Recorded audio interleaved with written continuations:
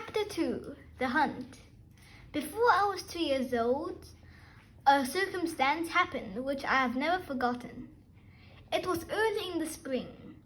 There had been a light frost in the night, and a little mist still hung over the woods and meadows.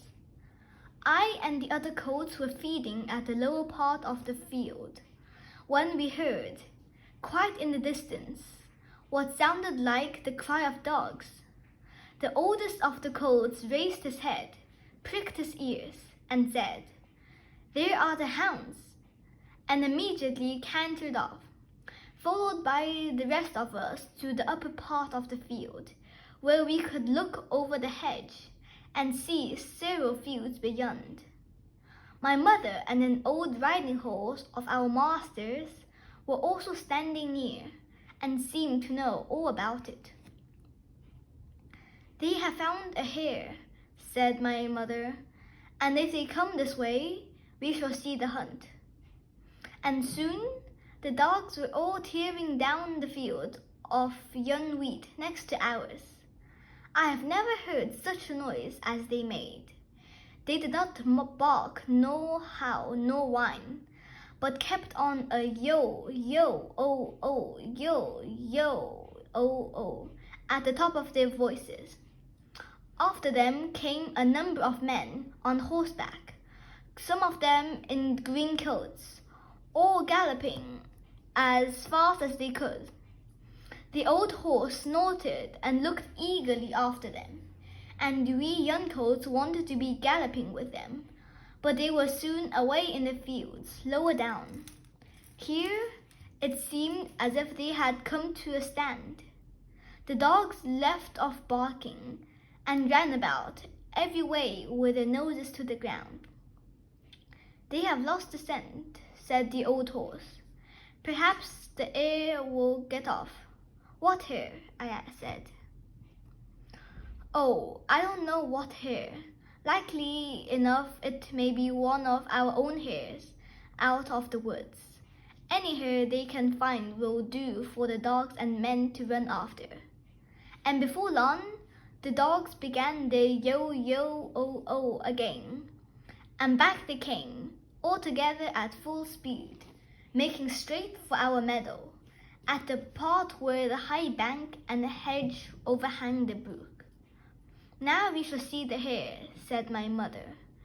And just then a hare, wild with fright, rushed by and made for the woods. On came the dogs. They burst over the bank, leaped the stream, and came dashing across the field, followed by the huntsmen. 6 or 8 men leaped their horses clean over, close upon the dogs. The hare tried to get through the fence. It was too thick, and she turned sharp round to make for the road. But it was too late. The dogs were upon her with their wild cries. We heard one shriek, and that was the end of her. One of the huntsmen rode up and whipped off the dogs, who would soon have torn her to pieces. He held her up by the leg, torn and bleeding, and all the gentlemen seemed well pleased. As for me, I was so astonished that I did not at first see what was going on by the brook. But when I did look, there was a sad sight. 2 fine horses were down. One was struggling in the stream, and the other was groaning on the grass.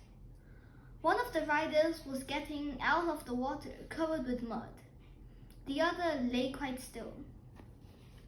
"His neck is broke," said my mother. "And serve him right, too," said one of the colts. I thought the same, but my mother did not join with us. "Well, no," she said, "you must not say that. But though I am an old horse and have seen and heard a great deal, I never yet could make out why men are so fond of the sport.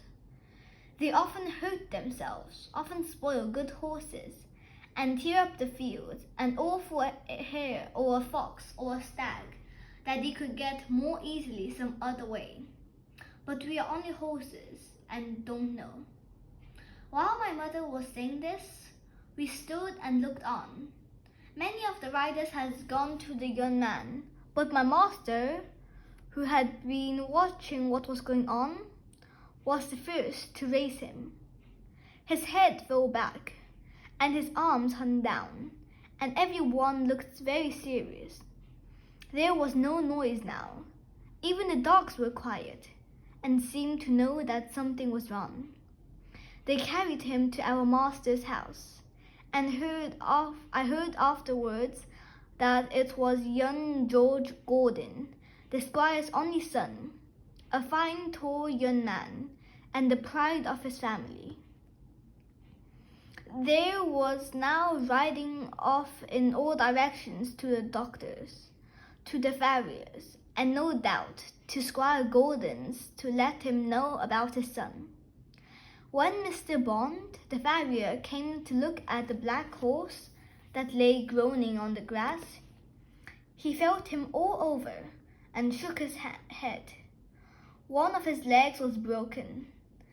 Then someone ran to our master's house and came back with a gun. Presently there was a loud bang and a dreadful shriek, and then all was still. The black horse moved no more. My mother seemed much troubled. She said she had known that horse for years, and that his name was Rob Roy. He was a good horse, and there was no vice in him. She never would go to that part of the field afterward.